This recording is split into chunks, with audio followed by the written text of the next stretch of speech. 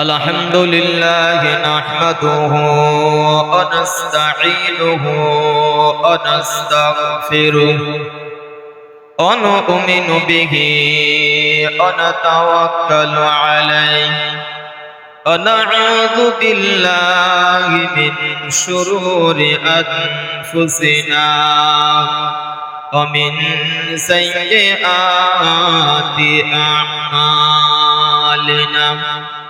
من يهده الله فلا مضل له ومن يضلله فلا هادي له ونشهد أن لا إله إلا الله وحده لا شريك له ونشهد أن سيدنا ونبينا وحبيبنا ومولانا محمدا صلى الله عليه وسلم عبده ورسوله الذي أرسله بالحق بشيرا ونذيرا وداعيا إلى الله بإذنه وسراجا منيرا وقال الله تعالى في كلامه المجيد الفرقان الحميد أعوذ بالله من الشيطان الرجيم بسم الله الرحمن الرحيم وما أرسلناك إلا رحمة للعالمين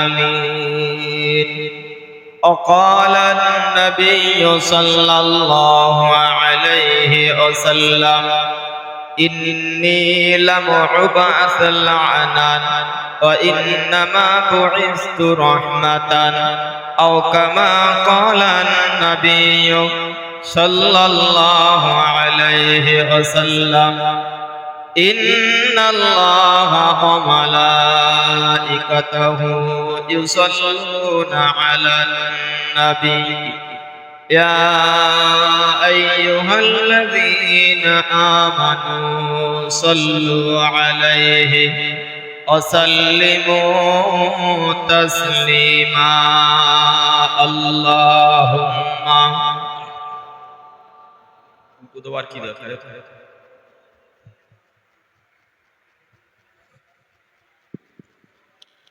وعلى آل سيدنا पैगंबरों का रोजा दिखा दे खुदाया दरे मुद्दत से मिला दे खुदाया शराबे मोहब्बत पिला दे खुदाया पैगंबरों का रोजा दिखा दे खुदाया अल्लाहुम्मा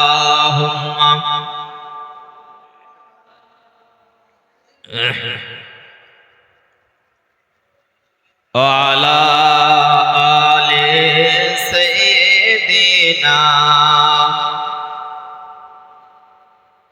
সবাই একটু মন খুলে কলেমা জিকির করি লা ইলাহা ইল্লাল্লাহ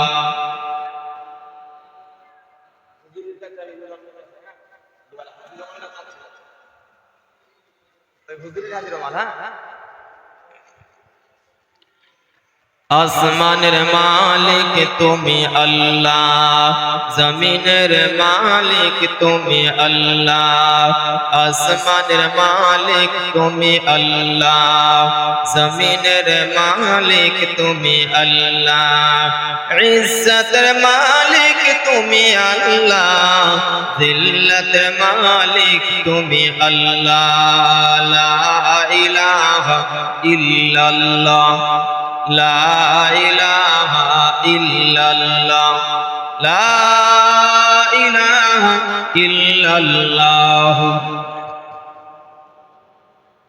আল্লাহুম্মা সাল্লি আলা সাইয়্যিদিনা মাওলানা মুহাম্মদ ওয়া আলা আলি সাইয়্যিদিনা মাওলানা মুহাম্মদ সাল্লাল্লাহু আলাইহি ওয়াসাল্লাম। সম্মানীয় সবার সভাপতি মহাশয়, মহাসম্মানীয় উলামায়ে কিরাম, সম্মুখে বসে থাকা দিনদার ধর্মপিপাসু শ্রোতা মণ্ডলী, পর্দার অলক্ষ্যে আম্মাজান ও বোনেরা, শুকরিয়া আদায় করি মহান আল্লাহর, যিনি রবিউল আউয়াল মাসের শেষ লগ্নে এক পবিত্রময় রজনীতে সুন্দর মজলিসে বসার তৌফিক দান করেছেন। শুকরিয়া স্বরূপ সবাই বলি আলহামদুলিল্লাহ। দরুদ ও সালাম বর্ষিত হোক নবীর কদমে, সবাই বলি সাল্লাল্লাহু আলাইহি ওয়াসাল্লাম।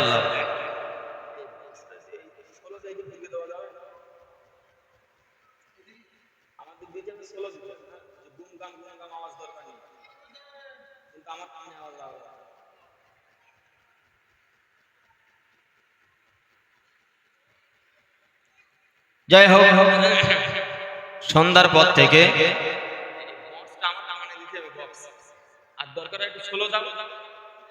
না না ষোলো থেকে এইবার ষোলো দাও,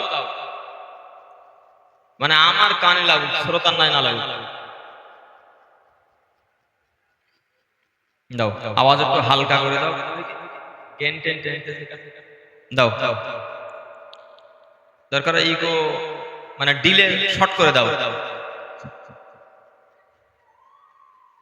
যাই হোক, জোর দাও, মানে আজকে আমি জোরে জোরে বলতে পারবো না, এই হলো কথা।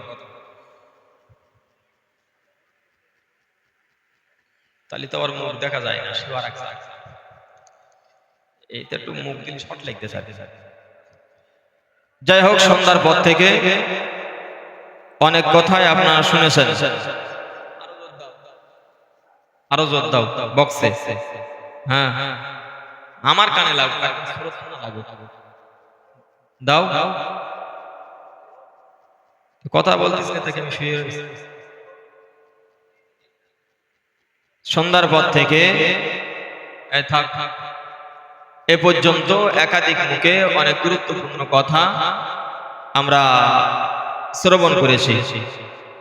বিশেষত আমার পূর্বে আপনাদের গ্রামের সন্তান জনাব হযরত মাওলানা মুফতি নূর আমিন রহমানী সাহেব খুব গুরুত্বপূর্ণ কথা তিনি বলছিলেন, বিশেষ করে নবীর আদর্শ সম্পর্কে। দেখেন, অজনসিয়াত যাই বলি, নবী দিবস বলি আর যাই করি, যে নামই দেই না কেন, সেখানে কোরআন হাদিসের আলাপ আলোচনা হয়, এবং শুধু কোরআন হাদিস নয়, কোরআন হাদিসের ভিতরে রাসূলের আদর্শ নিয়েই আলাপ আলোচনা হয়। তো আমরা যারা নবী দিবস নাম দিয়ে জলসা দেই, বাৎসরিক ইসলামের সওয়াব দেই, জ্ঞান না টানলি হলো, বাৎসরিক ইসলামের সওয়াব দেই, নবী দিবস নাম দিয়ে বলি, অন্য কোন মজলিস বলি, এগুলোতে যাই হোক কোরআন হাদিসের কথা সাথে সাথে নবীর আদর্শের কথা থাকেই। তো মূল কথা হলো, যে মজলিসে বসি, এই মজলিস বলি আর অন্য কোন মজলিস বলি, আমাদের মূল লক্ষ্য হলো রাসূলের জীবনের আদর্শগুলো নিয়ে আমাদের জীবনে পালন করা। যদি করে যেতে পারি তাহলে ইহকাল পরকালে আমাদের জন্য শান্তি, আর যদি তা না করি, খুব সহজ কথাই হলো যে পরকালে আমাদের জন্য শাস্তি। একেবারে খুব সহজ কথাই। আমি জীবনে আপনাদের এ জায়গায় কতবার এসেছি আমারও গোনা নেই, আপনারও তো তা মনে নেই। কেউ কি ঠিক করে বলতে পারবেন যে আমি আপনার গ্রামে কতবার এসেছি? বলার নেই। অন্তত পক্ষে যদি একটা করে কথা আমার বক্তব্যের ভিতর থেকে একটা করে কথা নিয়ে পালন করা যেত, তাহলে আশা করা যায় ইনশাআল্লাহ জীবনটা রসুলের আদর্শে পরিপূর্ণ হয়ে যেত। কিন্তু আমরা তা করতে পারি না। ওই রাত্রি অশ্বনী যখন শুনি তখন মনে হয় ঠিক আছে, এইবার থেকে সব সুন্দর করে আদায় করব, পালন করব। আবার যখন রাত হয়ে যায়, বাড়ি যাই, সকালবেলা উঠি, যে স্প্রিং ছিলাম সেই স্প্রিং মতো হয়ে যায়। স্প্রিং স্বভাব হলো টেনে দিলে লম্বা হয়, ছেড়ে দিলে আবার গুটো হয়ে যায়। তো আমাদের অবস্থা ঠিক সেরকম হয়ে গিয়েছে। তাই বলছি, অন্তত জীবনে কোনো আমল করব এই নিয়ত করেই আজ মজলিসে বসি, এবং এই মজলিস থেকে উঠে যাওয়ার সময় নিয়ত করেই উঠে যাব, জীবনে যত মন্দ কাজ আছে বাদ দেব, আর যত ভালো কাজ আছে এগুলো করব। যদি তা নিয়ত করতে পারি তাহলে ইনশাআল্লাহ আমার আল্লাহ আমাদের জন্য পালন করা সহজ করে দেবে। আর যদি নিয়ত না করি, শুধু ভয় করি, যারা নামাজ পড়ে না আপনি দেখবেন তাদের একটা ভয় আসে যে তাই তো সারাদিনই 5 ওয়াক্ত নামাজ, ও বাবা কতটা নামাজ, নামাজ পড়তে গেলে আবার ওযু করতে হবে, যদি নামাজ পড়তে যাই এই অভ্যাস যদি আমি করি তাহলে পেশাব করে আমাকে পানি নিতেই হবে, এই ইত্যাদি এই সমস্যা, এত কখন কি হবে, কি করে হবে। আবার দেখেন যারা নামাজগুলো আদায় করেন তাদের পবিত্র থাকতেও কোনো কষ্ট নেই, তাদের নামাজ পড়তেও কোনো কষ্ট নেই, বরং তাদের নামাজ ছেড়ে গেলে আরো মনে মনে কষ্ট হয়। তো আমি বলছি আপনি নিয়ত করুন, আমার আল্লাহ আপনার জন্য সহজ করে দেবেন। আল্লাহ যেন সকলকে দিনের খাঁটি ঈমানদার হিসাবে কবুল করেন। সবাই বলি আল্লাহুম্মা আমিন। কোরআন শরীফ থেকে একটি আয়াতের অংশ পড়েছি, রাসূলের জবানে বর্ণিত অসংখ্য হাদিস থেকে এক টুকরা হাদিস পড়েছি, এর উপরেই কিছু কথা আলাপ আলোচনা করব ইনশাআল্লাহ। মহান আল্লাহ বললেন, ওমা আরসালনাকা ইল্লা রাহমাতাল লিল আলামিন। আল্লাহ বললেন, পৃথিবীতে হে নবী, জগৎ সমূহে আপনাকে আমি আল্লাহ রহমত স্বরূপ করেই পাঠিয়েছি। একটু মন খুলে বলি সুবহানাল্লাহ, সুবহানাল্লাহ। পৃথিবীতে নবী রহমত স্বরূপ এসেছেন, এই কথাটি একাধিক মুখ দিয়ে শুনলেও আমি আজকে ছোট্ট ছোট্ট কথার ভিতর দিয়ে কিছু বুঝ দেওয়ার চেষ্টা করছি। আল্লাহ নবীকে বললেন, পৃথিবী হে নবী, আপনাকে আমি রহমত স্বরূপ করে পাঠিয়েছি জগৎ সমূহে। তার মানে এর থেকে প্রমাণিত হয় শুধু জগৎ একটা না, এমন জগৎ আরো থাকতে পারে, সে জগতেও নবী আল্লাহর পক্ষ থেকে রহমত হয়ে এসেছেন। শুধু তাই নয়, আরো যদি বুঝি আরো বুঝতে পারবো, নবী শুধু রহমত হয়ে মানুষের জন্য আসেননি, জিন জাতির জন্যও রাসূল রহমত হয়ে এসেছেন। একটু মন খুলে বলেন সুবহানাল্লাহ। পুরুষ জাতির জন্য শুধু রাসূল রহমত হয়ে আসেননি, নারী জাতির জন্যও রহমত স্বরূপ এসেছেন। একটু মন খুলে বলেন সুবহানাল্লাহ। একজন বাচ্চার জন্য নবী রহমত হয়ে এসেছেন, একজন বয়স্ক মানুষের জন্য রাসূল রহমত হয়ে এসেছেন। মানুষ ছাড়া অন্য প্রাণী তাদের জন্যও রাসূল রহমত হয়ে এসেছেন। যদি আমরা তাকাই, এ দুনিয়ার জন্য শুধু নয়, কবরের জন্যও রাসূল রহমত হয়ে এসেছেন। আরো যদি আমরা হাদিসগুলো দেখি তাহলে শুধু কবর নয়, কিয়ামতের ময়দানের জন্যও রাসূল রহমত হয়ে এসেছেন। একটু মন খুলে বলেন সুবহানাল্লাহ, সুবহানাল্লাহ। একটা একটা করে ছোট ছোট কথাই বলি, আপনি তা বুঝে যাবেন। একটা বাচ্চা যখন ছোট থাকে, রাসূল যে সময় এসেছিলেন সে সময়ে বিশেষ করে যদি কোনো কন্যা সন্তান জন্ম নিত, আমরা শুনেছি তাকে জ্যান্ত কবর দিয়ে মেরে দেওয়া হতো। এ কথা আপনারা শুনেছেন। বিশ্বনবী মুহাম্মদুর রাসূলুল্লাহ ওই সময়ে ওই পিরিয়ডে এসে মক্কার মানুষদের লক্ষ্য করে বলেছিলেন, শোনো, তোমরা যাদেরকে মেরে দিচ্ছ এদের লালন পালন করলে একটা লাভ আছে। কি লাভ? কত লাভ তোমরা কি জানো? রাসূল বললেন, যদি কোনো মানুষ একটা কন্যা সন্তানকে লালন পালন করে, একটা কন্যা সন্তানকে মানুষ করে, আমি রাসূল বলছি বিশাল লাভের কথা। লাভটি হলো সেই মানুষটার আমি একসঙ্গে আল্লাহর জান্নাতে থাকবো। একটু মন খুলে বলেন সুবহানাল্লাহ, আর একটু মিলেমিশে বলেন না সুবহানাল্লাহ। তাহলে কত বড় লাভের কথা। যে যুগে মেয়েদেরকে মেরে দেওয়া হতো, রাসূল বললেন এদেরকে মানুষ করলে, লালন পালন করলে পিতা মাতাদের জন্য জান্নাত। তার মানে রাসূল তাদের জন্য রহমত হয়েছেন ওই বাচ্চাদের জন্য। বাচ্চাগুলো ওই সমস্ত পিতামাতা যারা মেরে দিত তাদের কবল থেকে রাসূলের ওসিলায় বেঁচে গিয়েছে। একটু মন খুলে বলেন সুবহানাল্লাহ। এটাই হলো বাচ্চাদের জন্য রহমত। রাসূল বললেন যদি কোনো ব্যক্তি দুটি কন্যা সন্তান মানুষ করে, পরে বললেন যদি তিনটি কন্যা সন্তান মানুষ করে, আমি রাসূল বলছি সেই ব্যক্তি আর আমি একসঙ্গে জান্নাতে যাব। একটু মন খুলে বলেন সুবহানাল্লাহ, সুবহানাল্লাহ। আল্লাহ বাংলা শুনে বিশ্বনবী মুহাম্মদুর রাসূলুল্লাহ সাল্লাল্লাহু আলাইহি ওয়াসাল্লাম নবী আমার হাদিস শরীফের ভিতরে জানিয়ে দিয়েছেন, ও দুনিয়ার মানুষ শুনে রেখে দাও, আমি নবী তোমাদেরকে জানিয়ে দিলাম যদি কোনো মানুষ একটা কন্যা সন্তান মানুষ করে, রাসূল পরে বললেন দুইটি কন্যা মানুষ করে, নবী আমার তিন নম্বরই বললেন যদি কোনো পিতা তিনটি কন্যা সন্তানকে লালন পালন করে, আমি নবী জানিয়ে দিলাম ওই ব্যক্তি আর আমি রাসূলুল্লাহ একই সঙ্গে আমার আল্লাহর জান্নাতে থাকবো। সুবহানাল্লাহ।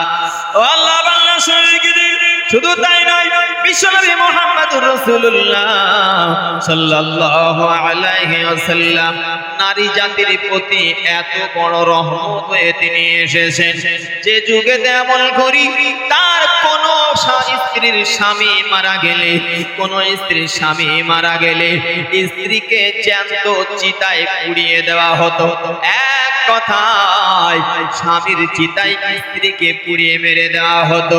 বিশ্বনবী মুহাম্মদুর রাসূলুল্লাহ সাল্লাল্লাহু আলাইহি ওয়াসাল্লাম ওই যুগে এসে বিধবাদের মর্যাদা বুঝিয়ে দিয়েছেন।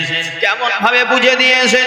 আম্মা জান খাদিজা রাদিয়াল্লাহু আনহা তার বাড়িতে রাসূল আমার থাকতেন, ব্যবসার কাজ দেখাশোনা করতেন। আম্মা জান খাদিজা রাদিয়াল্লাহু আনহা বিশ্বনবীকে যে ব্যবসায় পাঠাতেন আর অন্যদেরকেও একটা ব্যবসায় পাঠাতেন, একই সময় একই মাল দিয়ে পাঠানোর পরেও বিশ্বনবীর কাছ থেকে বেশি লাভ বুঝে পেতেন। সুবহানাল্লাহ।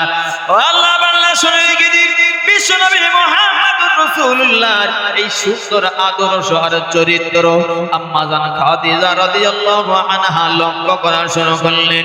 আম্মা জান খাদিজা রাদিয়াল্লাহু আনহা আরো লক্ষ্য করে দেখেন নবী আমার যখন কোন জায়গায় বসে থাকেন, রৌদ্র যখন নবীর উপরে চলে আসে, আকাশের এক খণ্ড মেঘ এসে রাসূলুল্লাহর মাথার উপরে ছায়া করে। সুবহানাল্লাহ। আল্লাহ বাংলা শুনে আম্মা জান খাদিজা রাদিয়াল্লাহু আনহা তিনি দেখে বিশ্বনবী মুহাম্মদুর রাসূলুল্লাহকে বিবাহ করার জন্য মনে মনে সিদ্ধান্ত নিয়েছেন। নাফিসা নামীয় একজন মেয়ে, এই মেয়েটাকে আম্মা জান খাদিজা ডাক দিয়ে বললেন ওগো নাফিসা তুমি শুনে রেখে দাও, মুহাম্মদ নামীয় ওই ছেলেটার চরিত্র এত ভালো, এই ছেলেটাকে আমি বিবাহ করার সিদ্ধান্ত নিয়েছি। যাও ও নাফিসা চলে যাও, মুহাম্মাদের কাছে গিয়ে সংবাদ দাও মুহাম্মদ আমার প্রস্তাবে রাজি হয় কিনা। বিশ্বনবীর কাছে যাওয়া হলো। নাফিসা নামীয় এই মেয়েটি বিশ্বনবী মুহাম্মদুর রাসূলুল্লাহ সাল্লাল্লাহু আলাইহি ওয়াসাল্লামের কাছে চলে এসেছেন। ডাক দিয়ে সংবাদ জানিয়ে দিয়েছেন বিশাল সম্পদের মালিক ওই খাদিজা আপনার সঙ্গে বিবাহ করতে যায়, আপনি কি বলেন? বিশ্বনবী মুহাম্মদুর রাসূলুল্লাহ সাল্লাল্লাহু আলাইহি ওয়াসাল্লাম ডাক দিয়ে ওই নাফিসা নামীয় মেয়েটাকে ডেকে বললেন ওগো নাফিসা তুমি শুনে রেখে দাও, আমি যখন মায়ের পেটের ভিতরে ছিলাম, আমার মায়ের পেটের ভিতরে থাকতে দুনিয়া থেকে আমার পিতা বিদায় নিয়েছিল। আমার পিতা বিদায় নেওয়ার পরে আমার দেখভাল আমার আম্মা করতেন।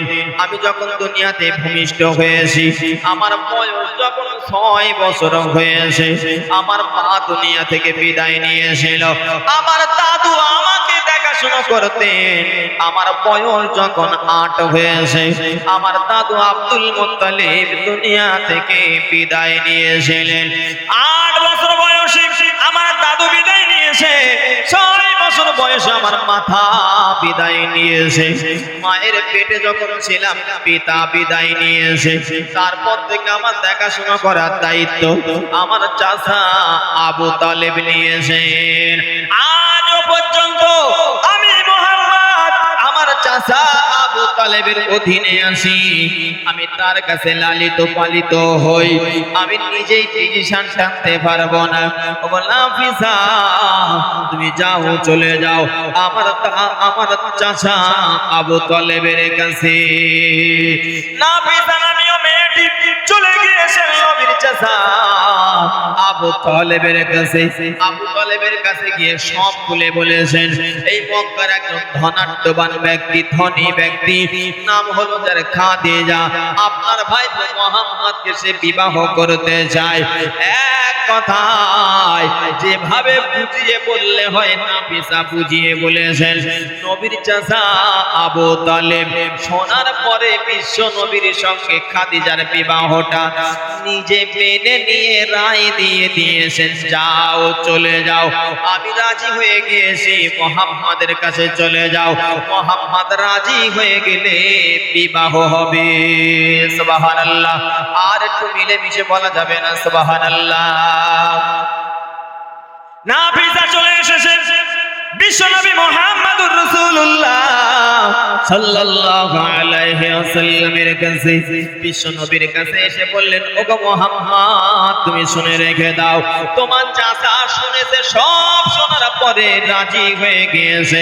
ওগো মুহাম্মদ, তুমি এবার তোমার সিদ্ধান্ত বলো।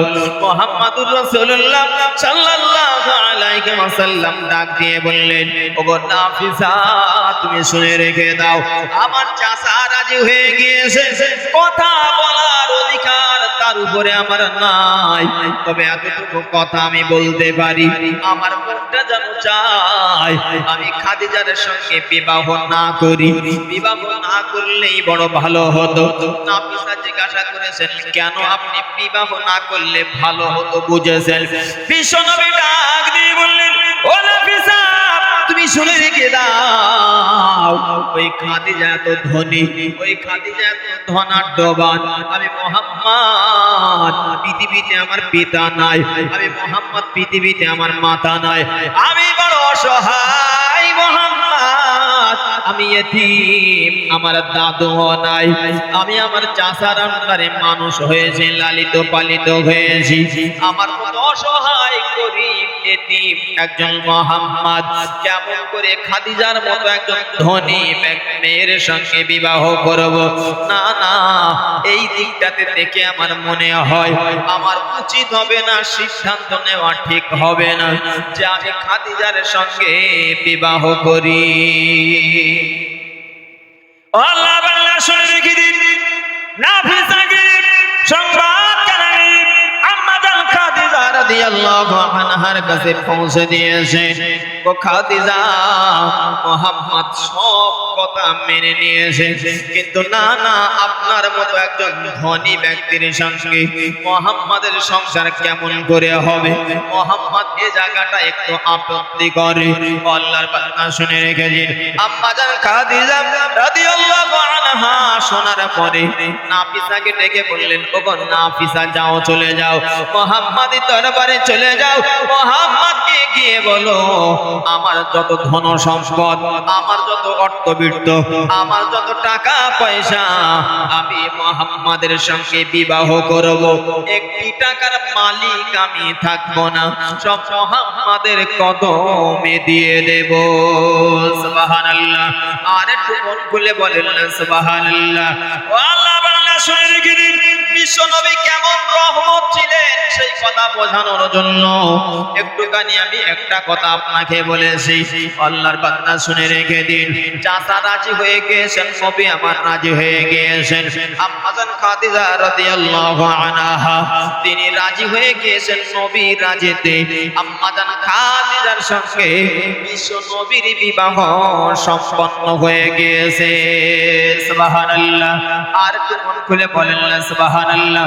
আম্মা জান খাদিজা ডাক দিয়ে বললেন, ইয়া রাসূলুল্লাহ, ইয়া নবীল্লাহ, আমার টাকা পয়সা অর্থবিত্ত বিষয়াদি কিচ্ছু আমার নাই, আমি সবগুলো আপনার কদমে দিয়ে দিলাম।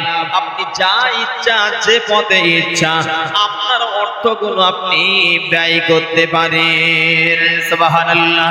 নবী আমার কেমন রহমত ছিলেন আমি সেটা বোঝাতে গিয়ে এই কথাটি আপনাকে বুঝিয়েছি। যে যুগে স্বামী মারা গেলে স্বামীর চিতায় স্ত্রীকে পুড়িয়ে দেওয়া হতো, শুধু তাই নয় গো, বিধবাদেরকে বিয়ে করা হতো না, তাদের সমাজে অপরিক মনে করা হতো।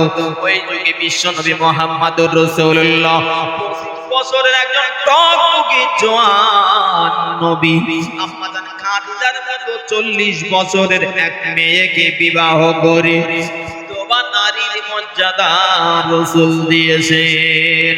সুবহানাল্লাহ। এটা ঘুরিয়ে বুঝলি বোঝা যায় যে রাসূল বিধবাদের জন্য রহমত ছিলেন। একটু মন খুলে হবে না সুবহানাল্লাহ। আল্লাহ বান্দা শুনে রেখে দিন। শুধু তাই নয় গো, যে যুগে নারীর মর্যাদা দেওয়া হতো না, শুধু তাই নয় বাবার সম্পত্তি মেয়েদেরকে দেওয়া হতো না। বিশ্বনবী মুহাম্মদুর রাসূলুল্লাহ সাল্লাল্লাহু আলাইহি ওয়াসাল্লাম ওই সময় এসেছেন, গর্জে উঠে ডাক দিয়েছেন, বাবার সম্পদ যদি ছেলেও পায়, বাবার সম্পদ মেয়েও পাবে। বিশ্বনবী মুহাম্মদুর রাসূলুল্লাহ এসে বুঝে দিয়েছেন, ও দুনিয়ার নারী জাতি তোমরা শুনে রেখে দাও, না না, তোমরা সমাজের অপরিত নয় গো, বাবার সম্পত্তি থেকে তোমাদের অংশ দেওয়া হবে। সুবহানাল্লাহ। এ থেকে প্রমাণিত হয় রাসূল আমার কেমন রহমত ছিলেন নারীদের জন্য। শুধু তাই নয়, বিশ্বনবী মুহাম্মদুর রাসূলুল্লাহ সাল্লাল্লাহু আলাইহি ওয়াসাল্লাম তিনি এমন করে নারী জাতির মর্যাদা দিয়েছেন, রহমত স্বরূপ তিনি হয়েছেন। আল্লাহর বান্দা শুনে রেখে দিন। বিশ্বনবী মুহাম্মদুর রাসূলুল্লাহ সাল্লাল্লাহু আলাইহি ওয়াসাল্লাম তিনি যখন কোন পুরুষ নারীকে বিবাহ করতে যায়, নবী আমার জানিয়ে দিয়েছেন, দুনিয়ার পুরুষেরা শুনে রেখে দাও, আমি রাসূলুল্লাহ তোমাদেরকে জানিয়ে দিলাম, অবশ্যই যে নারীদের কোনো মূল্য দেওয়া হতো না, মর্যাদা দেওয়া হতো না, আমার নবী ওই যুগে গিয়ে জানিয়ে দিয়েছেন, ও দুনিয়ার পুরুষেরা শুনে রেখে দাও, একটা নারী অত সহজ নয়, একটা নারী অত সস্তা নয়। যেভাবে তোমরা সহজ আর সস্তা ভাবো, আমি রাসূল বলছি তাদের মর্যাদা অনেক বেশি। তোমরা বিয়ে করবে আর তার গায়ে হাত দেওয়ার আগে, বিয়ের কাজ কমপ্লিট হওয়ার আগে তার মোহরটাকে তুমি আদায় করে দেবে। সুবহানাল্লাহ। আল্লাহ বান্দা শুনে রেখে দিন, একজন নারীর বিবাহ হয়ে গেল, এই নারীটা যখন মা হয়ে গেল, আমিন সাহেব তিনি একটা হাদিস আপনাদেরকে বলছিলেন। একজন সাহাবী এসে রাসূলুল্লাহকে ডাক দিয়ে জিজ্ঞাসা করলেন, ইয়া রাসূলুল্লাহ, ইয়া হাবিবাল্লাহ, হুজুর আমি কার সেবা করব? রাসূল ডেকে বললেন, তোমার মার। প্রথমবারে বললেন মার, দ্বিতীয়বারে বললেন তোমার মার, তৃতীয়বারে বললেন তোমার মার, চতুর্থবার ডেকে নবী বললেন তোমার পিতার। তিনবারে মাকে বলা মানে এর থেকে প্রমাণিত হয় রাসূল মায়ের মর্যাদা বেশি দিয়েছেন। এই হাদিস থেকে বোঝা যায় রাসূল আমার নারীদের জন্য কত বড় রহমত ছিলেন। সুবহানাল্লাহ। আল্লাহ বান্দা শুনে রেখে দিন। শুধু তাই নয় গো, সাংসারিক ব্যাপারে রাসূল আমার কত বড় রহমত ছিলেন, আপনি যদি একটু লক্ষ্য করেন তা বোঝা যাবে। হাদিস শরীফের ভিতরে নবী আমার জানিয়ে দিয়েছেন, যখন কোন পুরুষ মানুষ বাইরে থেকে কাজ করে, বাইরে থেকে কোন ডিউটি করে বাড়িতে চলে যাবে, স্বামী আর স্ত্রী যখন সালাম বিনিময় হবে, সালাম বিনিময় হওয়ার পরে স্বামী আর স্ত্রীতে হাতে হাত দিয়ে যদি একবার মুসাহা করে, মহান আল্লাহ স্বামী আর স্ত্রী দুজনের হাতের ছোট গোনাগুলো ক্ষমা করে দেন। সুবহানাল্লাহ। আর একটু মিলেমিশে বলেন সুবহানাল্লাহ। আল্লাহ বান্দা শুনে রেখে দিন, শুধু তাই নয়, রাসূল আমার হাদিস শরীফের ভিতরে জানিয়েছেন, যখন কোন নারী, যখন কোন স্ত্রী তার স্বামীর ভালোবাসা আদর যত্ন করার জন্য একবার তার মাথাতে হাত বোলায়, হাতের তালুতে যতগুলো চুল লেগে যায়, মহান রব্বুল আলামিন আল্লাহ ওই স্ত্রীর নামা আমলে ততটি নেকি লিখে দেন। সুবহানাল্লাহ। আল্লাহ বান্দা শুনে রেখে দিন, নবী আমার তিরমিজি শরীফের হাদিসের ভিতরে জানিয়েছেন, কোন বিবি যদি তার স্বামীকে খুশি করার জন্য একবার, স্ত্রী যদি স্বামীর দিকে তাকিয়ে হাসেন, নবী আমার জানিয়েছেন, আর স্বামী যদি স্ত্রীর হাসি দেখে খুশি হয়ে যায়, যতটা দাঁত দেখবেন, রাসূল বললেন 6 নম্বর দাঁত পর্যন্ত নবী আমার বললেন, যদি কোন স্বামী তার স্ত্রীর উপরে খুশি হয়ে এই হাসি দেখতে গিয়ে দাঁত দেখতে পায়, নবী 6 নম্বর পর্যন্ত বলে, রাসূল বললেন 6টা দাঁত যদি স্বামী দেখতে পায়, আমার আল্লাহ ওই স্ত্রীর নামা আমলে 6টা নফল হজের সওয়াব লিখে দেন। সুবহানাল্লাহ। কি বললেন? যে আমাদের সংসারগুলো তো অশান্তি, বাড়ি গেলে কি হয়েছে, কোথা থেকে এসেছে ইত্যাদি বিভিন্ন রকম গরম, প্রেসার। রাসূল বললেন, শোনো, ওই সময়ে কোন স্ত্রী যদি তার স্বামীকে খুশি করার জন্য একটু মুখের দিকে তাকিয়ে আনন্দ দেওয়ার জন্য হাসে, রাসূল বললেন তার স্বামী যে কটা দাঁত দেখবে সেই কটা নফল হজের সওয়াব আল্লাহ ওই স্ত্রীর নামা আমলে লিখে দেবেন। একটু মন খুলে বলেন সুবহানাল্লাহ। কোন স্ত্রী যদি রাসূলুল্লাহর এই হাদিসটা আমল করার জন্য, এই সওয়াবগুলো নেওয়ার জন্য, কোন স্ত্রী যদি বাড়ি আসলে পারে গরম না দেয়, আদর যত্ন ভালোবাসা দেয়, কোথায় পানি আছে একটু পানিটা আগিয়ে দেয়, মাথায় একটু হাত বোলায়, এক কথায় ভালোবাসা দেয়, রাসূল বললেন তাহলে ওই স্ত্রী এতটা সওয়াবের অধিকারী হবে। এই সওয়াবের আশায় যদি কোনো স্ত্রী এই ব্যবহারগুলো বাড়ি আসলে পারে করে, আচ্ছা বলেন দিন, সংসারে কি আর ঝামেলা হয়?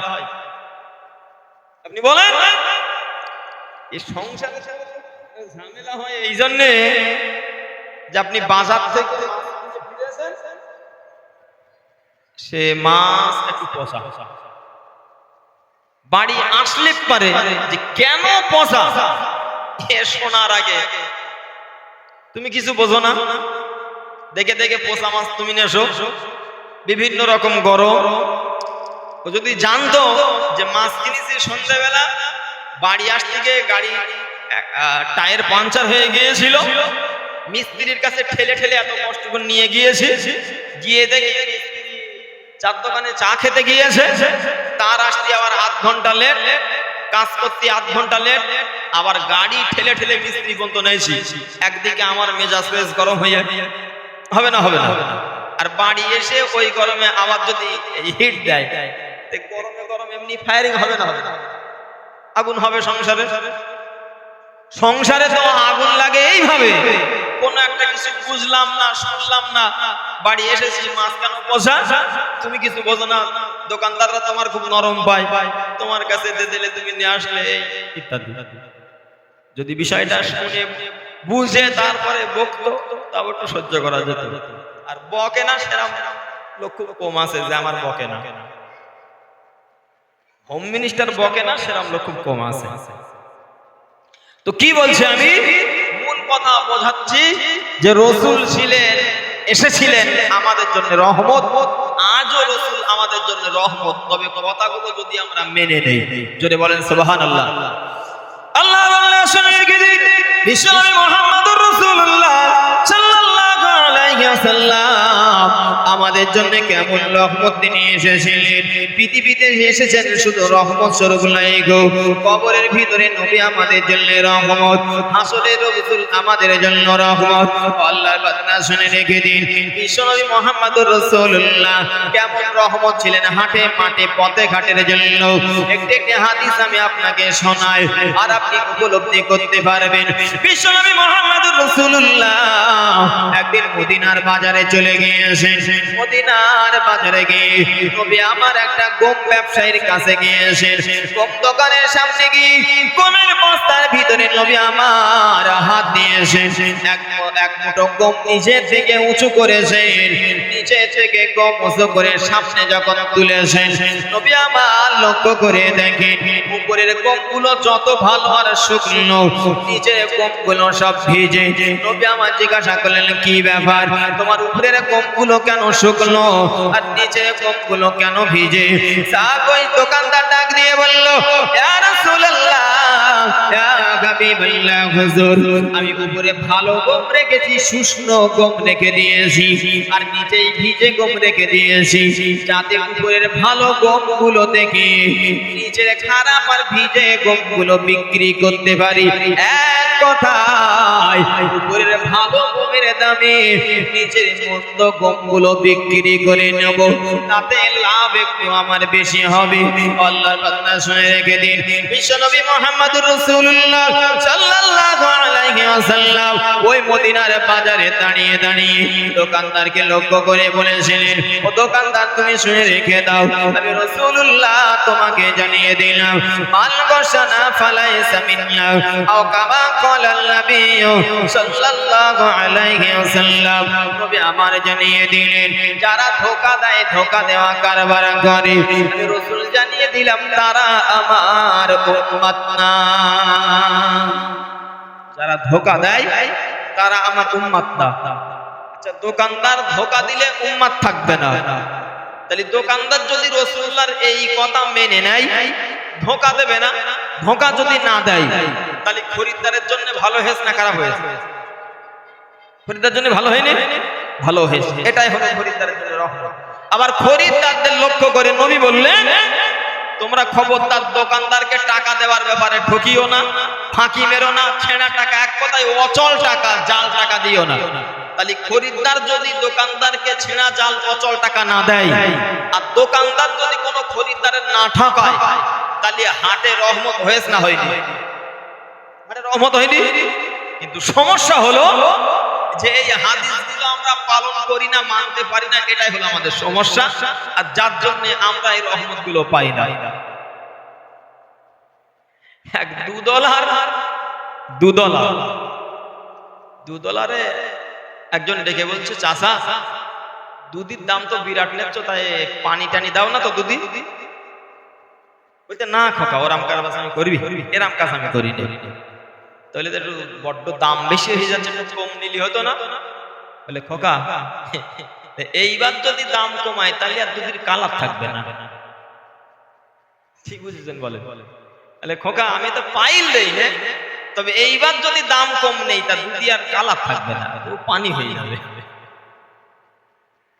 এই হলো আমাদের সমস্যা। সবাই বলি নকল হইতে সাবধান, আর নকলের গায়ে লিখে দেয় নকল হইতে সাবধান। আপনি যাবেন কোথায়? বলে, নকল হইতে সাবধান যদি নকলের গায়ে লেখা থাকে, যাবো কোথায়? বলে, তো রাসূলের এই কথা যদি পালন করা যেত যে দোকানদার খরিদ্দারকে ঠকাবে না আর খরিদ্দার দোকানদারকে ঠকাবে না, তাহলে রহমতে পরিপূর্ণ হয়ে যেত। মানতে পারি না, এটাই সমস্যা। আল্লাহ আল্লাহ শুনে রেখে দিন। শুধু তাই নয় গো, বিশ্বনবী মুহাম্মদুর রাসূলুল্লাহ সাল্লাল্লাহু আলাইহি ওয়াসাল্লামের জীবনের কয়েকটি কথা আমি আপনাকে শোনাচ্ছি, আরো একটা হাদিস আমি আপনাকে শোনাবো। বিশ্বনবী মুহাম্মদুর রাসূলুল্লাহ সাল্লাল্লাহু আলাইহি ওয়াসাল্লাম দিনের নবী আমার, যারা মালিক, যারা মানুষের কাজে নেয়, যারা শ্রমিকদের কাজে নেয়, তাদেরকে রাসূল আমার ডাক দিয়ে বললেন, শুনে রেখে দাও। হাদিসটি শোনার আগে আমাদের দেশের অবস্থা একবার শুনে নেই। আমরা কোনো মানুষকে কাজে নিয়েছি, আর কাজে নিয়ে সকাল থেকে দুপুর পর্যন্ত কাজ করার পরে এবার তাকে ডেকে বলে দিলাম, যাও তুমি বিকাল বেলা আমার সঙ্গে দেখা করো। বিকাল বেলা দেখা করেছে আমার সঙ্গে, টাকাটা আমি তাকে দিতে পারি না। তাকে বললাম আগামীকাল দেখা করো। আগামীকাল দেখা হলো না, পরের দিন টাকা দেবো, তাকে দিতে পারিনি। আল্লাহর বান্দা শুনে রেখে দিন, না না, ওই মানুষ গরিব অসহায় মানুষটা আমার কাছে কাজ করার পরে বাজারে ব্যাগ নিয়ে ঘুরে ঘুরে চলে আসতে হয়। নবী আমার জানিয়ে দিয়েছেন, না শুনে রেখে দাও। আমি নবী তোমাদের কি জানিয়ে দিলাম, আতিল আজিরান ক্বাবলা আয়াসিফা আও কামা ক্বালান নবী সাল্লাল্লাহু আলাইহি ওয়াসাল্লাম। নবী আমার জানিয়েছেন, যারা তোমরা কাজে দেবে অন্যদেরকে, কাজের মানুষদেরকে না না টাকা দিতে টালবাহানা করবে না। তাদের গায়ের ঘাম শুকানোর আগে তাদের টাকাগুলো পরিশোধ করে দাও। সুবহানাল্লাহ। আর একটু মিলেমিশে বলেন না সুবহানাল্লাহ। আল্লাহর বান্দা শুনে রেখে দিন, তাহলে যিনি কাজে নেবেন, যিনি কাজে নেবেন, তিনি যদি গায়ের ঘাম শুকানোর আগে টাকাগুলো পরিশোধ করে দেন, যিনি কাজ করবেন তিনি শান্তিতে থাকতে পারবেন। আল্লাহর বান্দা শুনে রেখে দিন। আবার রাসূল আমার ওই মজদুরকে, ওই শ্রমিককে লক্ষ্য করে নবী আমার জানিয়ে দিয়েছেন, তুমি যদি 5 ঘন্টার কাজ করার চুক্তিবদ্ধ হও, 5 ঘন্টা কাজ করার জন্য যদি তুমি এগ্রিমেন্ট হয়ে থাকো, নবী আমার জানিয়ে দিয়েছেন 5 ঘন্টার জায়গায় যদি 4 ঘন্টা তুমি কাজ করো, আমি নবী জানিয়ে দিলাম 1 ঘন্টা তুমি ফাঁকি মারলে তোমার টাকাটা হারাম হয়ে যাবে। আল্লাহর বান্দা শুনে রেখে দিন, এবার একটু ভালো করে বুঝেই বলুন, বিশ্বনবী মুহাম্মদুর রাসূলুল্লাহ একদিকে কাজের মালিককে জানিয়েছে তুমি ঘাম শুকানোর আগে টাকা দিয়ে দাও, অপরদিকে মজদুরকে জানিয়েছেন তুমি 5 ঘন্টা দায়িত্ব নিয়ে 4 ঘন্টা কাজ করলে 1 ঘন্টা ফাঁকি মারলে টাকা তোমার হারাম হয়ে যাবে। রাসূলুল্লাহর আদর্শটা মেনে নিয়ে যিনি কাজ করবেন 5 ঘন্টার দায়িত্ব নিয়ে যদি মনে করেন আমি 2 মিনিট ফাঁকি মারলেও হারাম হয়ে যাবে, তিনি যদি আদর্শ মেনে রাসূলের হাদিস মেনে নিয়ে 5 ঘন্টায় ঠিকঠাক মতো কাজ করে, মালিক মাঠে গেলেও হাটে গেলেও, মালিক কাজের জায়গায় গেলেও যা কাজ হবে, না গেলেও তো সেই কাজ হবে, ঠিক না ঠিক না?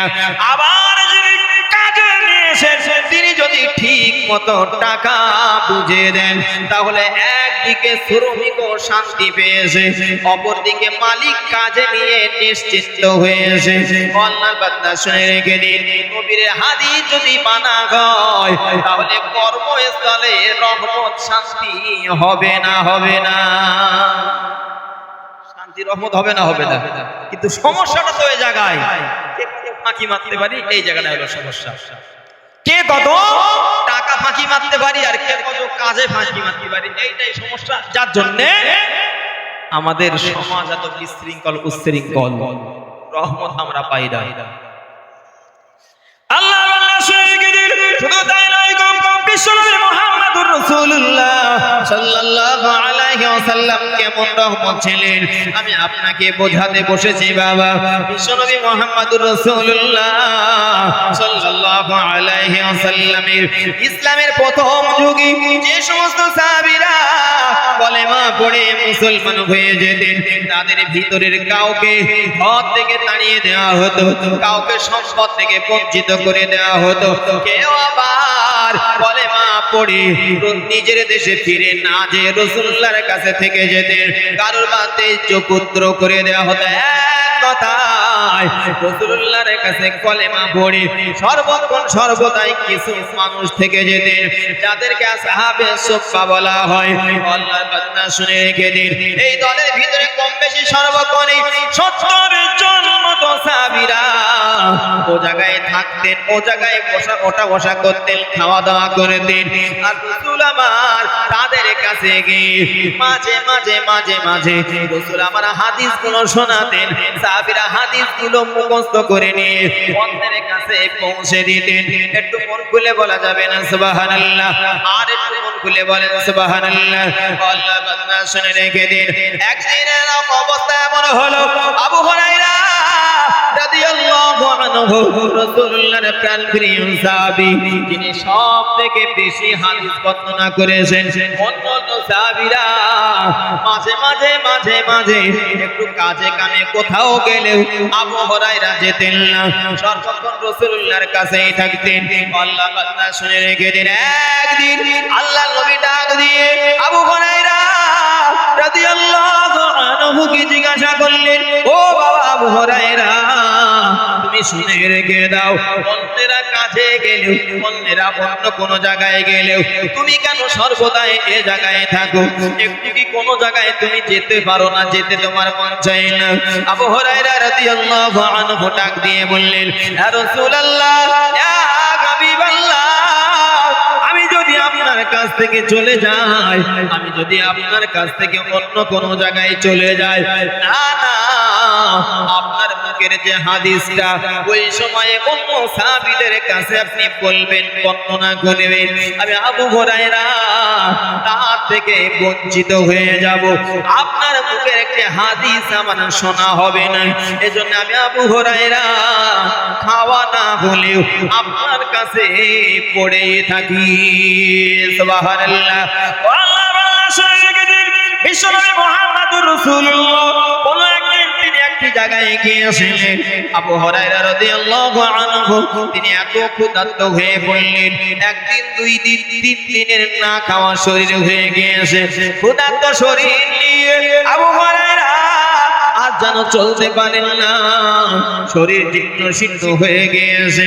তিনি একটু বাইরে পার হয়ে গিয়েছেন, একটু বাইরে পার হয়ে গিয়ে আবু হুরায়রা রাস্তার মাঝায় তিনি বসে পড়লেন, এমনকি শুয়েও পড়লেন, মাটির উপরে শুয়ে পড়েছেন আবু হুরায়রা রাদিয়াল্লাহু আনহু। আর মনের ভিতরে চিন্তা ছিল এটি, এই রাস্তা দিয়ে যদি কেউ একবার যায় আমাকে দেখে সালাম দেবেন, কথাবার্তা যখন হবে সে আমার অবস্থা বুঝতে পারলে আমাকে খাবার ব্যবস্থা করতে পারে। আল্লাহর বান্দা শুনে রেখে দিন, খোদার কি খেলা, ও রাস্তা দিয়ে আল্লাহর নবীর প্রিয় সাহাবা হযরত আবু বকর সিদ্দিক রাদিয়াল্লাহু আনহু তিনি যাচ্ছিলেন। আবু হুরায়রা রাদিয়াল্লাহু আনহু কে দেখে সালাম দিয়েছেন, অল্প কিছু কথা হলো, তিনি না বুঝে সেখান থেকে চলে গিয়েছেন। পরে ওমর ফারুক রাদিয়াল্লাহু আনহু আসছিলেন, সালাম বিনিময় হলো, কিছু কথা হলো, তিনিও চলে গিয়েছেন। খাবারের ব্যাপারে কোনো কথা হয়নি। হযরত আলী রাদিয়াল্লাহু আনহু আসছেন, সালাম বিনিময় হলো, চলে গিয়েছেন। খাবারের ব্যাপারে কোনো কথা হয়নি। সর্বশেষ আখির জামানার নবী মুহাম্মদুর রাসূলুল্লাহ সাল্লাল্লাহু আলাইহি ওয়াসাল্লাম ওই রাস্তা দিয়ে তিনি আসলেন। ওই রাস্তা দিয়ে আসতে আসতে লক্ষ্য করে দেখেন আবু হুরায়রা খোদার যন্ত্রণায় বসে আছে, মাটিতে শুয়ে আছে। নবী আমার সালাম দিয়েছেন, আবু হুরায়রা রাদিয়াল্লাহু আনহু সালামের জবাব দিয়েছেন। সালামের জবাব দেওয়ার পরে আবু হুরায়রা রাদিয়াল্লাহু আনহুর দিকে তাকিয়ে নবী আমার মুস্কি মুস্কি হাসি শুরু করলেন। সুবহানাল্লাহ। আর একটু মিলেমিশে বলা যাবে না সুবহানাল্লাহ?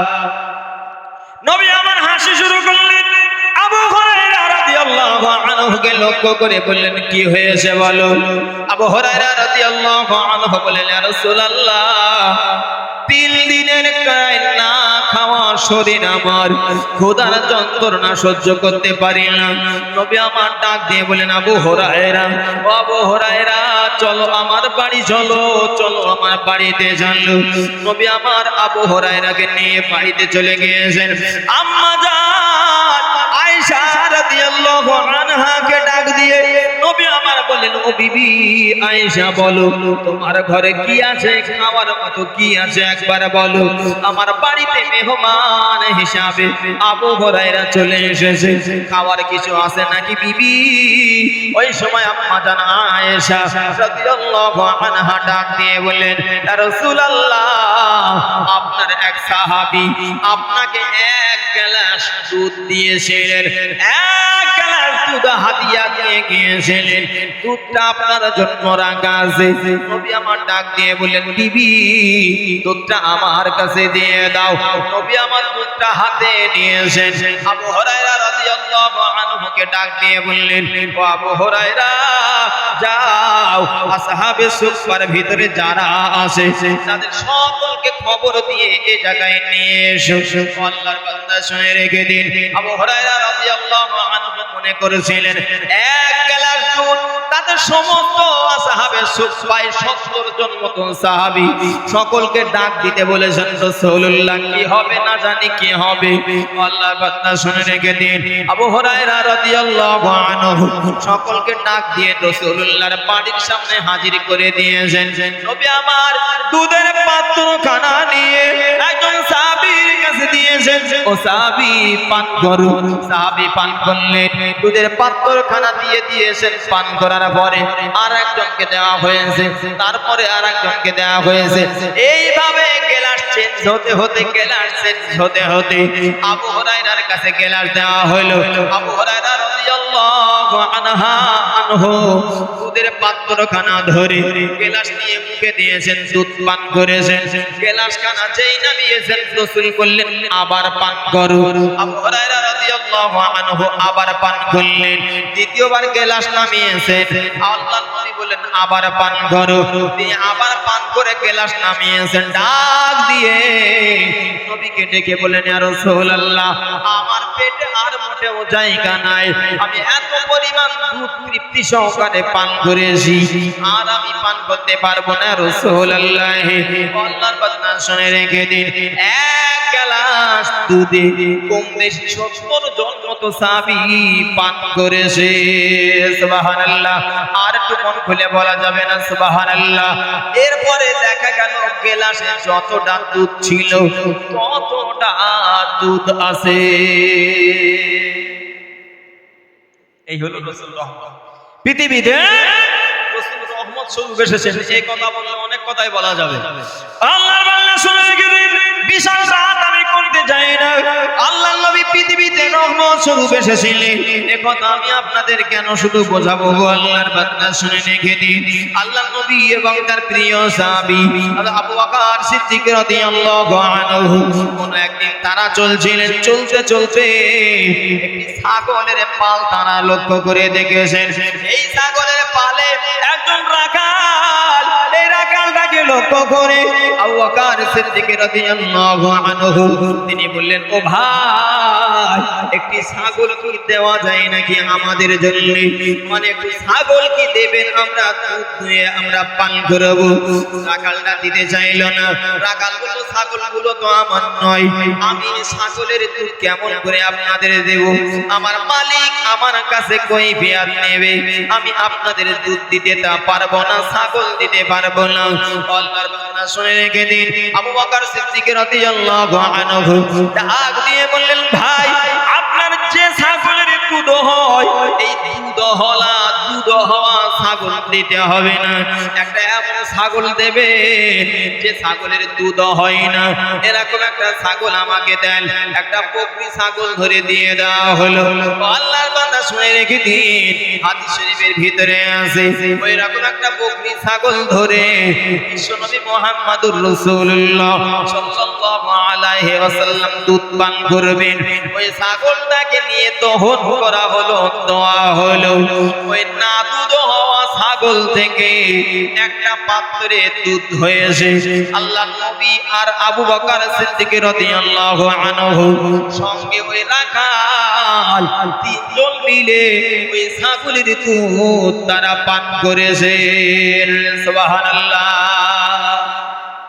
রাখাল ডেকে বললেন যে, তোমার মালিকের কাছে হিসাব দিতে হবে, যে ছাগলের দুধ হচ্ছে এর দুধ যদি তুমি দিয়ে যাও, এটাই তো।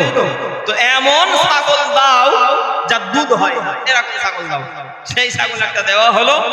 ওই ছাগলটাই দহন করে এমন দুধ হয়েছে, রাখাল খেয়েছে। আবু বকর সিদ্দিক রাদিয়াল্লাহু আনহু তিনি পান করেছেন, নবী পান করেছেন, পাপ করে তারপরেও ততটা দুধ। আবু বকর সিদ্দিক বললেন, যাও বাড়ির মালিক ছাগলের মালিকের জন্য নিয়ে যাও। জোরে বলেন সুবহানাল্লাহ। এইভাবে রাসূলুল্লাহর জীবনের রহমতের কথা বললে আমি আপনাকে অনেক রকম মুহাম্মদের কথা শোনাতে পারবো। আল্লাহ বান্দা শুনে রেখে দিন, নবী আমার খন্দকের খাল যখন খনন করেছিলেন আপনাদের জানা আছে, এই কথা আমি ইতিপূর্বে হয়তো একবার আপনাদের কাছে বলেছি। হযরত জাবের রাদিয়াল্লাহু আনহু ওই খন্দকের খাল কাটার সময় তিনিও হাজির ছিলেন। খন্দকের খাল মানে নবী আমার যে সময় মক্কা থেকে মদিনায় চলে এসেছিলেন, মক্কার 10,000 কাফেরেরা সিদ্ধান্ত করে নিল আমরা মদিনায় আক্রমণ করব। মুহাম্মদকে ইসলাম প্রচার করছে আর দেশ গঠন করেছে, মুহাম্মদ সহ ইসলামকে দুনিয়া থেকে ধূলিসাৎ করে দেব। আল্লাহর বান্দা শুনে রেখে দিন, নবী আমার মদিনার মানুষদেরকে ডাক দিয়েছেন, ও মদিনার মানুষেরা, ও মদিনার সাহাবীরা, তোমরা আমাকে একটা পরামর্শ দাও, যুক্তি দাও। মক্কার 10,000 কাফের তারা মদিনার উপরে আক্রমণ করে মদিনাকে ধ্বংস করে দিতে চায়। হযরত সালমান ফারসি রাদিয়াল্লাহু আনহু পারস্য দেশে তার বাড়ি। সাহাবীদের ভিতরে সবথেকে বয়স্ক সাহাবী, তিনি ডাক দিয়ে বলেন, ইয়া রাসূলুল্লাহ, একটা যুক্তির কথা আমি বলতে পারি, যে দিক দিয়ে মক্কার কাফেরেরা আমাদের উপরে আক্রমণ করতে পারে ওই দিকে আমরা খাল খনন করে দেব।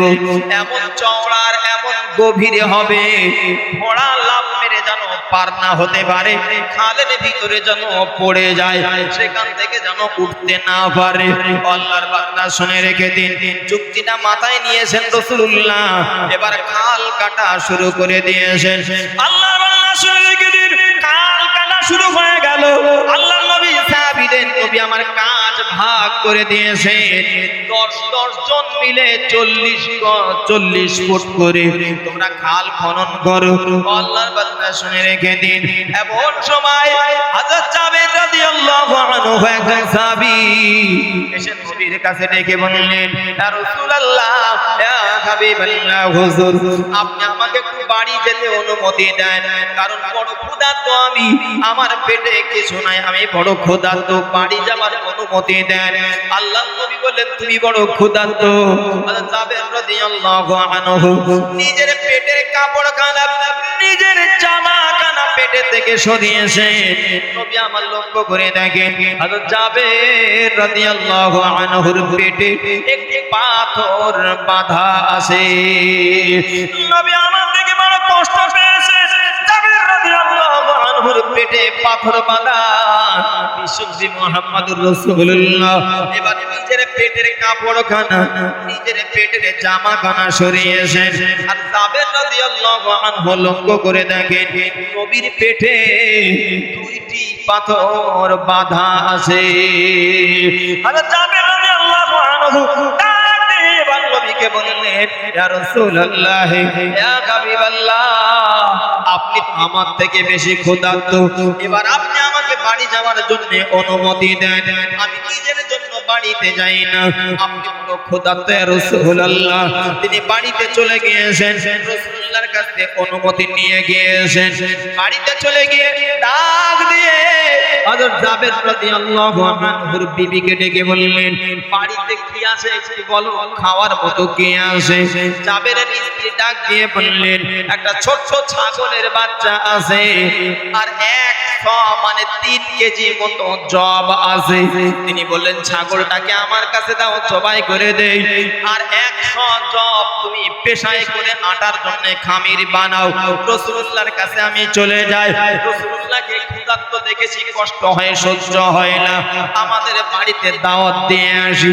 হযরত জাবের রাদিয়াল্লাহু আনহুর বিবি ডাক দিয়ে বললেন, যান, আপনি যান, তবে রাসূলুল্লাহকে একা নয়, রাসূলুল্লাহকে ডেকে বলবেন, ইয়া রাসূলুল্লাহ, আপনি আমাদের বাড়িতে আসবেন, আর 2-4 জন সাহাবী যদি আসে কোনো সমস্যা নাই, কারণ ছোট ছাগল জবাই করেছি, আর 3 কেজি মতো আটার রুটি হবে, একা নয় গো, আরো 2-4 জন আসলেও কোনো সমস্যা নাই। সুবহানাল্লাহ। ছাগল আছে একটা, আর 3 কেজি মতো আটা, 3 কেজি মতো মানে 2-10 জন তো খাওয়া যাবে। তো স্ত্রীও বলে দিয়েছেন, যান, গিয়ে বলবেন, ইয়া রাসূলুল্লাহ, একা আসার দরকার নেই, আপনি আসবেন, আর 2-4 জন 2-5 জন যদি সাহাবী আসে তাহলে কোনো সমস্যা নেই, মাল তো আছে।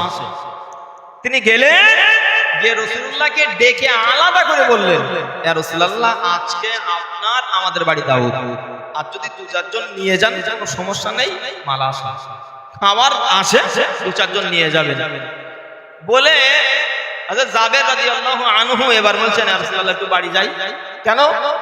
একাশে আসে ছাগলটা জবাই করে দিয়ে এসেছি, আবার তাতে আটার রুটি বানানো, একটু যাই।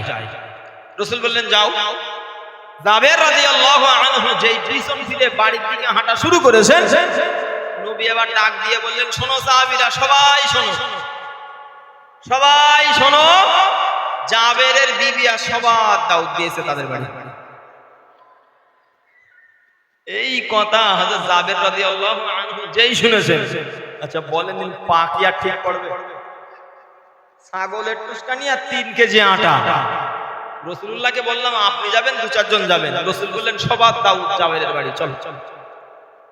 খুব চিন্তা, কি হবে। বাড়ি চলে এসেছেন, এসে স্ত্রীকে ডেকে বললেন, শোনো, রাসূলুল্লাহকে দাওয়াত দিয়েছি, সঙ্গে দু চারজনের কথা বলেছি, কিন্তু রাসূল সমস্ত সাহাবীদের দাওয়াত দিয়ে বললেন সবার জাবেরের বাড়ি দাওয়াত। কি হবে তাই বলে? খুব টেনশন, চিন্তা। স্ত্রী একবারের জায়গায় দুবার জিজ্ঞাসা করেছেন, আমি যে আপনার বলেছিলাম রাসূলুল্লাহকে বলবেন আর দু চারজনের বলবেন, আপনি বলেছিলেন? বলে হ্যাঁ, রাসূলুল্লাহ বলিলাম, দু চারজন গেলে অসুবিধা নেই। বলে তাহলে রাসূলুল্লাহ তারপরেও বলেছেন সবার দাওয়াত? বলে হ্যাঁ।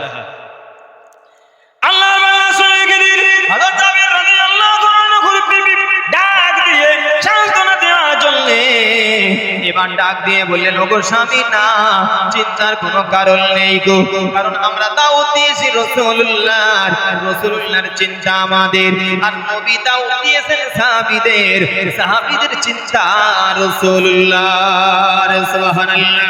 আর মিলেমিশে বলা যাবে না সুবহানাল্লাহ।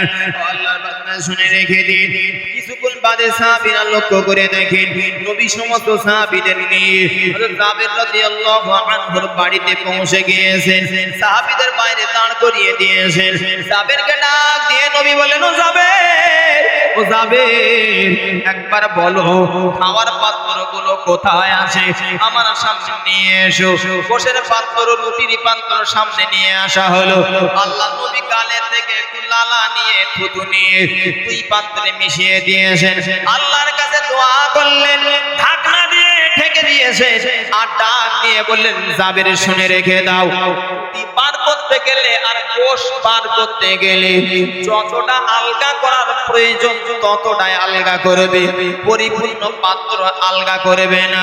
আর আমার সাহাবীরা তোমার বাড়িতে আজকে এসেছে, তৃপ্তি ভরে খাবে, যত সময় চাবে তত সময় দেবে। আর একটু আস্তে করে বলেন সুবহানাল্লাহ। আল্লাহর বান্দা শুনে রেখে দিন, নবী আমার ডাক দিয়েছেন, ও যাবেন তোমার বিবিকে বলো আর মেয়েদের খবর দিতে, যারা রুটি বানাতে পারে, রুটি বানানো মেয়েদের খবর দেওয়া হলো, তাদেরকে নিয়ে রুটি বানানো হলো। নবী আমার সাহাবীদের বাইরে দাঁড় করে রেখে দিয়েছিলেন। জাবেরকে ডাক দিয়ে বললেন, তোমার ঘরে একসঙ্গে কতজনে খেতে পারবে? জাবের বললেন, ইয়া রাসূলুল্লাহ 10 জনের মতো খেতে পারবে। নবী বাইরে সাহাবীদের ডেকে বলে দিলেন, এসো 10 জন ঘরের ভিতরে চলে এসো, আর 10 জন করে খাওয়া শুরু হবে। সাহাবীদের ডাক দিয়ে বলেন, ও সাহাবীরা, আজ জাবেরের বাড়ি দাও তো ইচ্ছা মতো খেয়ে যাও। আর জাবেরকে ডেকে বলে দিলেন, আমার সাহাবীরা যত সময় চাবে তত সময় দেবে। সুবহানাল্লাহ। আর একটু মিলেমিশে বলা যাবে না সুবহানাল্লাহ? নারায়ে তাকবীর। আর একটু আস্তে বলেন নারায়ে তাকবীর। এবারে একটু জোরে বলেন নারায়ে তাকবীর। আল্লাহ আল্লাহ শুনে গেলেন, সাহাবীরা খাওয়া শুরু করলেন, একজন দুইজন লাইক 10 করে সাহাবীরা খেতে খেতে সমস্ত সাহাবীদের খাওয়া হয়ে গেল। নবী আবার হযরত জাবেরকে ডাক দিয়েছেন, বাড়ির মানুষের সঙ্গে রাসূলুল্লাহ আমার খাওয়া দাওয়া করলেন। খাওয়া দাওয়ার পরে জাবের রাদিয়াল্লাহু আনহুকে ডেকে বললেন, ও জাবের, এবার পাত্র আলগা করে দেখো, পাত্রের খাবার আসে নাকি ফুরিয়ে গিয়েছে। পাত্র দুটো আলগা করে দেখা হলো, খাওয়ার আগে যতটা গোশ রুটি ছিল, খাওয়ার পরেও ততটা আছে। খাওয়ার আগে যা ছিল খাওয়ার পরে ততটা আসে। রাসূল রহমত হয়েছে না হয়নি? আল্লাহর বান্দা শুনে রেখে দিন, এই কথাগুলো রাসূলুল্লাহর একজন সাহাবী অন্য একজন সাহাবীকে ডেকে বললেন, ও ভাই, আপনি তো আজকে দলে ছিলেন না, নবীর সঙ্গে জাবেরের বাড়িতে দাউদে গেলেন না, আজকে কি হয়েছে আপনি কি জানেন? জাবেরের বাড়ির ছোট্ট ছাগল আর অল্প আটার রুটিতে আমরা সমস্ত সাহাবী খাওয়া দাওয়া করেছি। ওই সাহাবী জিজ্ঞাসা করলেন, কাম কুনতুম রাজুলান, আপনারা কতজন ছিলেন? সাহাবী আমার ডাক দিয়ে হাদিস শরীফের ভিতরে আছে, তিনি বললেন, অগুম আলফুন, আমরা ছোট্ট ছাগল আর 3 কেজি আটার রুটি আমরা 1000 জন সাহাবী খেয়েছি।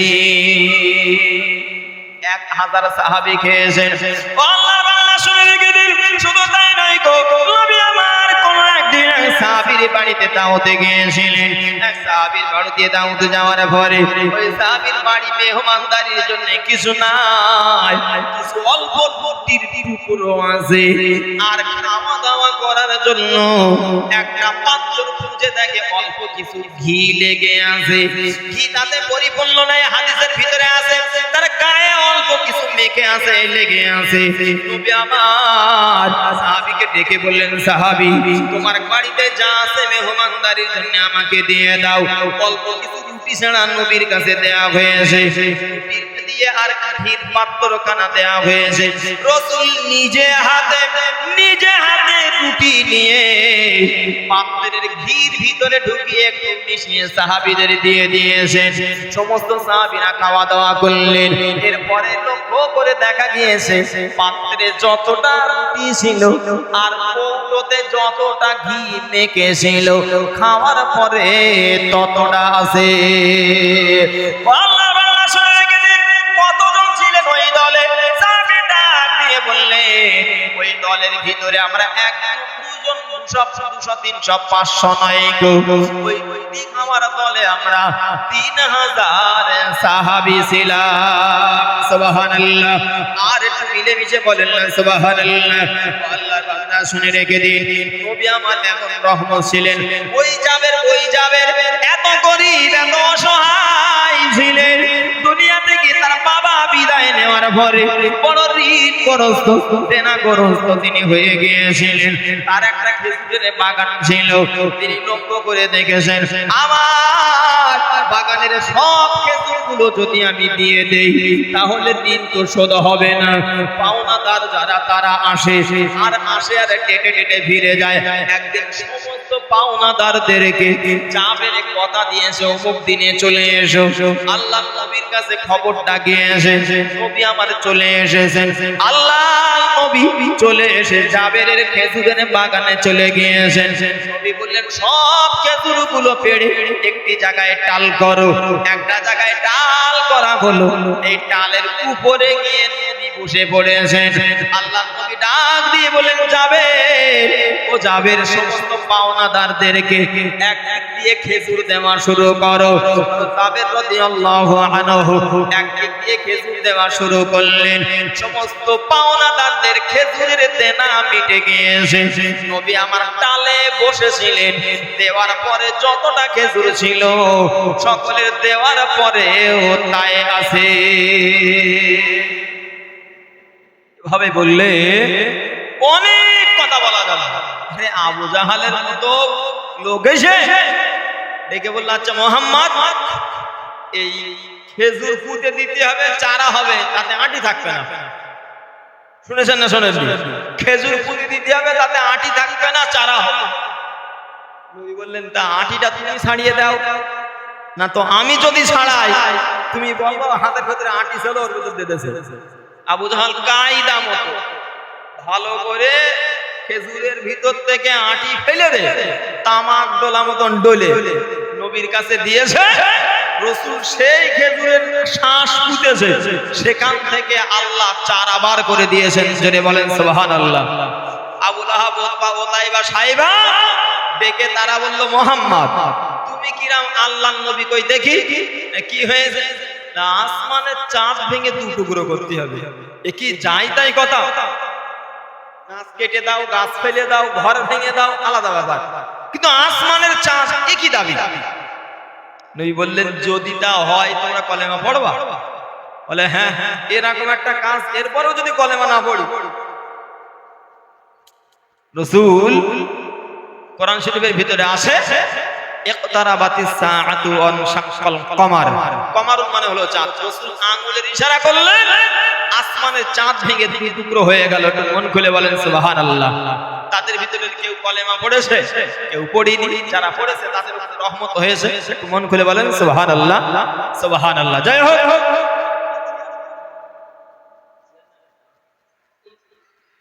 যাই হোক, আমি রাসূলুল্লাহর রহমতের কথা বলছিলাম। দুনিয়াতে তো রহমত, কবরেও রাসূল রহমত। একটু মন খুলে বলেন সুবহানাল্লাহ। একটু মিলেমিশে বলেন না সুবহানাল্লাহ। একটু পিছনের মানুষগুলো তাকবীর দেন, দিন নারায়ে তাকবীর। না না, সামনে না, একটু জোরে বলেন না, নারায়ে তাকবীর, নারায়ে তাকবীর। কবরের ভিতরে প্রশ্ন করা হবে কটা বলেন? তিনটে। মান রব্বুকা মা দীনুকা মান নাবিয়্যুকা। এই কথাটা কি শোনা নেই যে কবরের ভিতরে রাসূলুল্লাহর চেহারা দেখানো হবে এবং জিজ্ঞাসা করা হবে মান হাযার রাজুল, এই ব্যক্তিকে? ঈমানদার ব্যক্তি চিনতে পারবেন এবং তিনি বলবেন যে ইনি আমার সেই আখিরি জামানার নবী মুহাম্মদুর রাসূলুল্লাহ। একটু মন খুলে বলেন সুবহানাল্লাহ। যেই বান্দা কবরের মানুষ সাক্ষী দেবে, আমার আল্লাহ ফেরেশতাদের ডাক দিয়ে বলবেন যাও ওর কবরটা জান্নাতের বিছানায় বিছিয়ে দাও, কবরটা জান্নাতের সঙ্গে একটা সংযোগ ঘটিয়ে দাও। একটু মন খুলে বলেন সুবহানাল্লাহ। হাসরের দিনেও রাসূল আমাদের জন্য রহমত। হাসরের মহাময়দানে সমস্ত মানুষ যেদিন উঠবেন, আপনাদের আমি বলেছি কি উঠবে, যে সমস্ত মানুষ হবে উলঙ্গ, কারোর পরনে কোনো কাপড় থাকবে না। সমস্ত মানুষ উঠবে খালি পায়ে, কারোর পায়ে কোনো জুতো থাকবে না। সমস্ত মানুষ উঠবে খাতনাবিহীন। সব হাসরের মহাময়দানে উঠবে মহান আল্লাহ। সর্বপ্রথমে এই হাসরের মহাময়দানে আমার নবীকে জান্নাতের পোশাক পরিয়ে উঠাবেন। একটু মন খুলে বলেন সুবহানাল্লাহ। হাসরের কষ্টের কথা আপনারা শুনেছেন। সব মানুষ কষ্টের জন্য তারা সিদ্ধান্ত করবেন আমরা একটু আল্লাহর কাছে দাবি করব, আল্লাহ বিচার শুরু করে দেন। বিচারের পরে যা হবে তো হবে, অন্তত বিচারটা শুরু হোক। হাসরের যে কষ্ট, এই ময়দানের কষ্ট থেকে একটু বাঁচি। সিদ্ধান্ত করে সবাই বলেন নবী আদমের কাছে যাই। আদম নবীর কাছে সবাই যাবেন, উনি বলবেন আমি পারবো না, আল্লাহ খুব রেগে আছে, তোমরা নূহ নবীর কাছে যাও। নূহ নবীর কাছে গেলে তিনি বলবেন আমি পারবো না, আল্লাহ খুব রেগে আছে, তোমরা ইব্রাহিম নবীর কাছে যাও। ইব্রাহিম নবীর কাছে সবাই ছুটে আসবো, আমরাই আসবো। এসে বলবো একটু আপনি আল্লাহর কাছে সুপারিশ করেন, বিচার শুরু করে দেখ। তিনি বলবেন আমি পারবো না, তোমরা এক কাজ করো মুসা নবীর কাছে যাও। মুসা নবী বলবেন না আমি পারবো না। কেন? সব নবী একটা একটা কথা কিছু বলবেন। মুসা নবী ডেকে বলবেন শোনো, আমি এই ফেরাউন যখন আমার উপরে অত্যাচার শুরু করলো, তখন একটু মাঝে মাঝে এলাকা ছেড়ে অন্য জায়গায় গা ঢাকা দিয়ে থাকতাম। তো মাঝে মাঝে আবার আমার দেশে আমি ফিরে আসতাম, দেখতে আসতাম। তো এক সন্ধ্যায় আমি ফিরছি, আর ফেরার সময় দুটো মানুষকে দেখেছি, দুজনা ঝগড়া করছে, একটা আমার দলের আর একটা ফেরাউনের দলের। তো আমার দলের এই কলেমা পড়া লোকটার উপরে ফেরাউনপন্থী লোকটা খুব অত্যাচার করছে, সে তার সব কাজ করিয়ে নেয় আবার মারে। তো আমার কলেমা পড়া এই ব্যক্তিটা আমার কাছে সাহায্য চেয়েছে, তো আমি তাকে তার হাত থেকে, তার কবল থেকে, অত্যাচার থেকে রক্ষার জন্য আমি একটা চড় মেরেছি হাত দিয়ে। হাত দিয়ে যেই মেরেছি, এই ফেরাউনপন্থী লোকটা মরে গেছে। নবী মুসা বললেন, এবং হাসরের দিনে বলবেন, হাদিসে আছে যে আল্লাহর কাছে আমি কি করে বলবো আপনি বিচার শুরু করেন, আমি নিজেই তো এই কাজ করে এসেছি। তো সেদিন একটা চড় মেরেছি আর একটা লোক মরে গেছে। ক্বালা হাযা মিন আমালি শাইতান। তিনি বলেছিলেন আল্লাহ এ কি করলাম, এ তো শয়তানি কাজ করে ফেললাম, আমি তো মেরে ফেলার জন্য লোকটার মারিনি। আর তাফসীরে আছে নবী মুসা হাতে মেরেছিলেন না, হাতে মারলে তো কেউ মরে না, অথচ এটাই তার মরণের কারণ হলো। তিনি আল্লাহর কাছে ক্ষমা চাইলেন, ফাগফিরলি, আল্লাহ ক্ষমা করে দেন। আল্লাহ দুনিয়াতে তাকে বলে দিয়েছেন ফাগফারাল্লাহ, আমি ক্ষমা করে দিলাম। এর পরেও মুসা বললেন আমি আজ হাসরের দিনে আল্লাহর কাছে বিচার করতে এ দাবি এ সুপারিশ করতে পারবো না, কারণ আমার ভয় হয় সেই দিনের কথা মনে হচ্ছে আল্লাহ আমার সঙ্গে কি ব্যবহার করবেন, তাই আমি নিজেই ভয়তে এত ভীত হচ্ছি। আর আপনাদের জন্য আমি সুপারিশ করব, নবী মুসা বলবেন ঈসা নবীর কাছে যাও, ঈসা নবীর কাছে আসা হবে, তিনি বলবেন আমি পারবো না। আল্লাহ রেগে আসে, এক কাজ করো, ইযহাবু, তোমরা চলে যাও নবী মুহাম্মদুর রাসূলুল্লাহ সাল্লাল্লাহু আলাইহি ওয়াসাল্লাম, নবী মুহাম্মাদের কাছে চলে যাও। আল্লাহর বান্দা শুনে গেলেন হাসরের ময়দানে মানুষেরা দল বেঁধে দৌড়তে দৌড়তে দৌড়তে দৌড়তে সকলে গিয়ে নবী মুহাম্মদুর রাসূলুল্লাহকে খোঁজ করবে। নবী আমার হাদিস শরীফের ভিতরে জানিয়ে দিয়েছেন, ও সাহাবীরা আমি নবী তোমাদেরকে জানিয়ে দিলাম হাসরের মহাময়দানে তোমরা আমাকে তিনটি জায়গায় পেয়ে যাবে। সাহাবীরা জিজ্ঞাসা করলেন ইয়া রাসূলুল্লাহ ওই তিনটি জায়গা কোথায়? এক নম্বরে নবী আমার জানিয়ে দিয়েছেন, ও সাহাবীরা শুনে রেখে দাও, তোমরা আমাকে মিজানের ধারে খোঁজ করবে। আমি নবী হাসরের দিনে পাগলের মতো হয়ে যাব।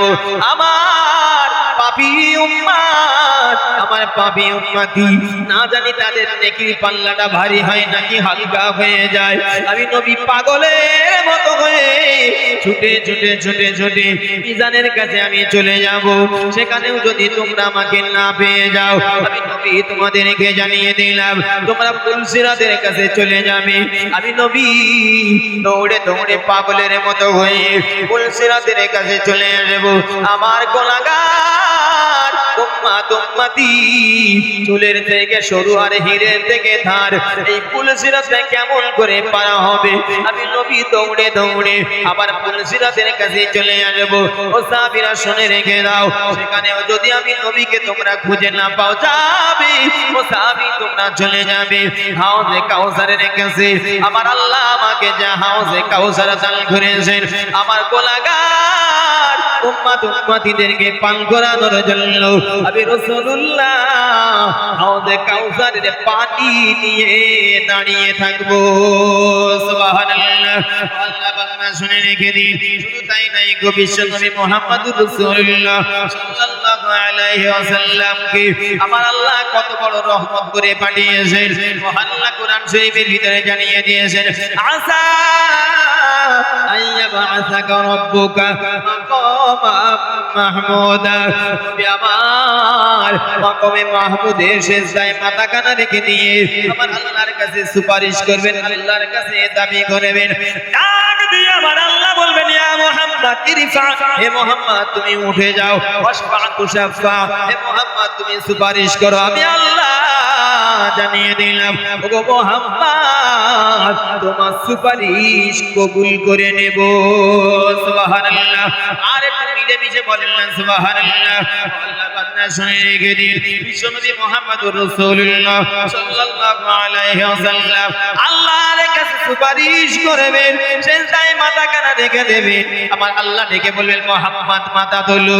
আমার নবী দাবি করবেন সুপারিশের জন্য।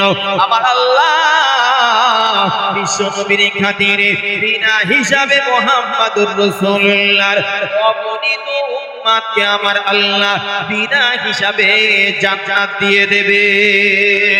আর একটু মিলে মিশে বলেন না সুবহানাল্লাহ। আল্লাহ নবী আমার তাতেও সন্তুষ্ট হবেন না, তাতেও ক্ষান্ত হবেন না। নবী আমার আবার মাথা কানা সেজদায় দিয়ে দেবেন, আবার আল্লাহকে ডাক দিয়ে বলবেন, আল্লাহ আমার গুনাহগার উম্মত উম্মতি জাহান্নামের ভিতরে কেমন করে থাকবে আল্লাহ। আমার আল্লাহ ডাক দিয়ে বলবে, হে মুহাম্মদ তুমি মাথা তোলো, তোমার কথা আমি শুনবো, তোমার দাবি আমি কবুল করে নেব।